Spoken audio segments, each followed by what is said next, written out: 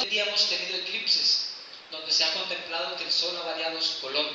Pero según los astrónomos describen de que estos acontecimientos no tenían nada que ver con eclipses, de que simplemente era el cumplimiento de las profecías. Aquí encontramos también la caída de las estrellas, el 13 de noviembre del año ¿qué? 1833, 13 de noviembre de ese año. El diario Jornal de Nueva York dice, hablando de esa fecha, de ese día, escribió: ha llegado la hora del juicio. Ningún filósofo o sabio ha contado o registrado un suceso como el de la madrugada de ayer, pero un profeta lo predijo hace 1800 años. Los mismos hombres del mundo decían que ese acontecimiento de noviembre, del 13 de noviembre,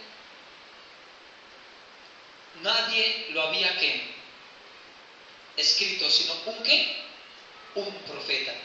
Y hablando del terremoto de Lisboa, tan pronto aconteció, hay un libro que se llama Historia y Filosofía de los Terremotos. Dice este hombre, un geólogo, este terremoto excedió a cuántos terremotos jamás se registraron en dónde, en la historia. Apreciados hermanos, este terremoto, junto con el oscurecimiento del sol y la caída de las estrellas, dieron apertura a las señales que pronto indicarían el pronto regreso de ¿quién? Del Salvador Jesús. Hace 15 días, como les decía, ocurrió el terremoto de ¿qué? De Chile. Ayer y antier hubo una réplica de 6.1 en Chile. Si ustedes pueden percibir, no escuchamos ya de Chile.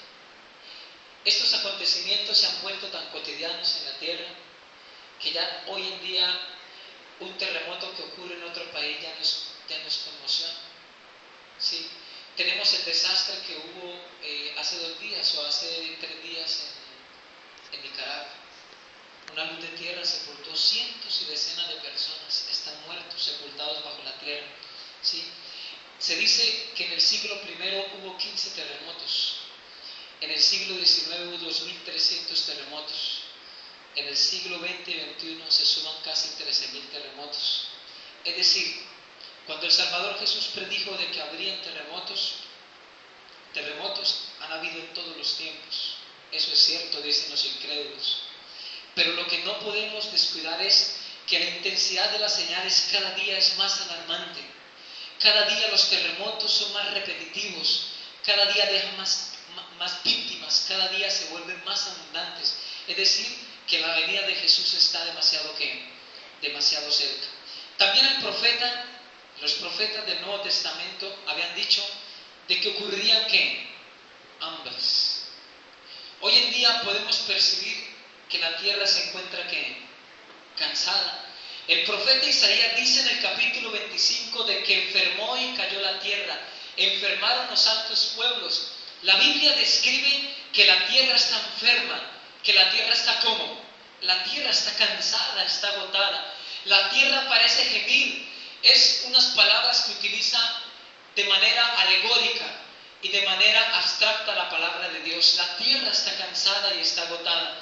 Tenemos una de las maneras en que la tierra ha demostrado su agotamiento, el cambio climático. Hay unas imágenes que han traído bastante conmoción sobre el mundo, sobre cómo se han descongelado los glaciares y los polos, cómo el índice y el nivel del mar día a día ha ido subiendo. La palabra del Señor tiene una profecía hablando de qué va a pasar con la tierra, con los que destruyen la tierra. Apocalipsis capítulo 11 versículo 18 dice que pronto vendrá un juicio de destruir a los que destruyen la tierra. Aquí en el libro de Apocalipsis estaba predicho de que el hombre iba a destruir la tierra, y hoy en día lo estamos percibiendo como hombres por encima de sus ganancias. Los documentales, por ejemplo, de China son impresionantes. La India, la sobreproducción de material, de juguetes, de ropa, cómo ha traído la contaminación en este continente. Se dice que en China el mar ya está cambiando de color. Los ríos en China, unos son de verde fosforescente, de los materiales en que hacen los juguetes, las ropas. Otros ríos de China son de un anaranjado fosforescente. Otros ríos de China son blancos. Otros son amarillos por la terrible contaminación que está aconteciendo en este continente. Esta fue la señal que ocasionó alarma en los científicos hace 30 días, hace un mes. No se había percibido por primera vez esta imagen. Un hombre la tomó y captó un oso polar pereciendo de hambre. Dicen los biólogos que nunca en la historia de la Tierra se había visto un oso con esta delgadez. Están pereciendo de hambre porque los polos se están descongelando, ya no tienen nada que comer, ya no tienen cómo alimentarse. Y hay una alarma, y eso fue un motivo de indignación contra las grandes multinacionales. Se enviaron cartas de todas las naciones con estas fotos describiendo las calamidades que vienen sobre el mundo con el descongelamiento del polo. Aquí tenemos también que el cambio climático es un problema irreversible. Tan irreversible es que la contaminación que hoy en día tenemos en la atmósfera fueron simplemente de humo y de gases que se lanzaron hace 50 años. Es decir, que los gases y la contaminación que hoy se está produciendo solo traerá consecuencias después de 50 años. Es decir, que el calentamiento global y el deterioro climático es un problema irreversible, ya no se puede revertir. La revista Semana, hablando acerca del agotamiento del agua potable, dice de la siguiente manera, que en el futuro las guerras no serán por oro o petróleo, sino por agua. Esta es la revista Semana, es una revista muy responsable, con documentos científicos, con documentos de biólogos, de hombres muy preparados. La revista Semana sacó ese artículo, de que las guerras futuras no serán ¿por qué? Por oro, por dinero, sino serán ¿por qué?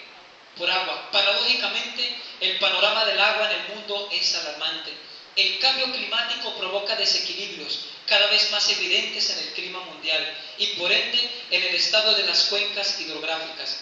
El deshielo paulatino del Himalaya pone en aprietos el futuro de más de 2.000 millones de habitantes en India, China y otros países de Asia que dependen de los grandes ríos que nacen de esa enorme cordillera como el Amarillo, el Ganges y el Mekong.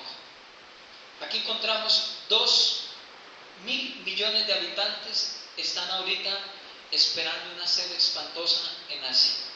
¿Por qué serán las guerras finales? Dicen que ¿por qué? Por agua. Hollywood hace un mes sacó una película de las guerras por el agua, cómo serán. La semana pasada salió este artículo en El Espectador. El río Magdalena ¿se qué? Se seca. Un dramático descenso en su caudal muestra el río Magdalena, razón por la cual el Instituto de Hidrología, Meteorología y Estudios Ambientales, IDEAN, decretó el martes alerta roja. El río Magdalena se está ¿qué? Secando. Y esto pasó en Cundinamarca. Esta carta que ustedes perciben acá es la carta que se está mandando a todas las ciudades del país, percibiendo la gran sequía que viene sobre el país. Tenemos sobre Cundinamarca, fuerte sequía afecta 22.000 hectáreas en Cundinamarca. Los principales cultivos afectados por temporada seca en Cundinamarca son el plátano, el maíz, los pastos, el cacao, el café, entre otros. En esta carta se menciona todos los requisitos o algunos consejos para evitar la fuerte sequía que viene sobre el país. Estos panoramas quizás serán momentáneos, quizás podrá venir invierno, pero estos panoramas nos indican que el planeta está cambiando y que las sequías y el agotamiento del agua cada día va a ser más y más alarmante y va a cobrar más víctimas sobre la tierra. Aquí tenemos lo que está pasando en estos momentos en Asia, la fuerte sequía. La palabra del Señor había predicho, según los profetas, que vendría una gran hambruna sobre ¿quién? Sobre la tierra. Hace un mes se denunció a África y a Corea del Norte porque se está implementando el canibalismo. Hay varios pueblos que ya en África se están comiendo unos con otros. En Corea del Norte se ha presenciado a través de cámaras ocultas cómo las madres se comen a sus hijos por la hambruna que hay en esos países. Aquí tenemos, por ejemplo, la revista El Espectador, el periódico El Espectador, dice: el ardiente Guajira, los niños mueren de hambre y de sed. Hace casi un año, la revista Semana denunció la triste muerte de los infantes por física hambre y falta de ¿qué? De agua. No estamos hablando de Somalia, estamos hablando de lugares cercanos, nuestro país, nuestros vecinos. Dice la revista Semana que están muriendo ¿de qué? De física hambre y de falta de ¿qué? Las estadísticas dicen que 2.000 niños mueren al año en La Guajira por el hambre y que 4.000 mueren por desnutrición. Es decir, estamos hablando de los niños que mueren sin comer un alimento hasta su misma muerte, día de la muerte, y de desnutrición a aquellos que solamente pueden comer una vez a la semana o 2 veces a la semana. La hambruna es espantosa, hermanos. Por eso el profeta Jeremías había predicho algo: más dichosos fueron los muertos a espada que los muertos por el ¿qué? Por el hambre. Porque estos murieron poco a poco por falta de los frutos de la tierra. Las manos de las mujeres compasivas cocieron a sus propios hijos, que les sirvieron de comida a causa de la destrucción de la hija de mi pueblo. Lamentaciones 4:9. Recordemos que cuando Jesús dijo en Mateo que vendrían hambres, se estaba refiriendo a 2 acontecimientos. Primero, a los días de Jerusalén, y segundo, a los días del fin del mundo. Si echamos un vistazo a qué pasó en Jerusalén, cómo sufrió y pereció de hambre Jerusalén en los días del encierro de Roma, encontramos bastantes noticias y documentos de Flavio Josefo de cómo en Jerusalén aún el estiércol se vendía a un precio gigante con tal de las personas saciar su hambre. La palabra del Señor dice que en el tiempo del fin, ¿qué pasará? Ya se perderá el afecto maternal. Las madres, por sobre el hambre, por sobre el amor a sus hijos, tratarán de saciar ¿qué?